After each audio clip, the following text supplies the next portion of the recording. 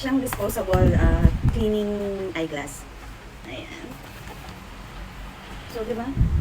Ito hindi ito madalas nalalaban. Ito disposable na. So, i-try natin. So, ito siya guys. So, sa isang box ng ganito, meron na siyang 100 pieces.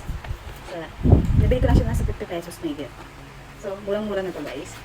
So, ang maganda rito guys, kasi anti-fog na din to. Ito siya. Ayan. At hindi lang siya sa salamin. Pwede rin siyang panlinis ng gadget. As in, tissue lang siya na maliit. So, ito guys, gagamitin nyo lang siya. So, isa siyang maliit. So, i-try natin. Ayan. Kung gaano siya kaliit.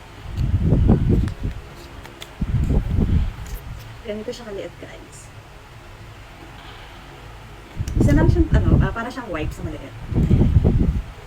Pero ano kasi siya, meron kasing wipes na hindi pwede sa salamin.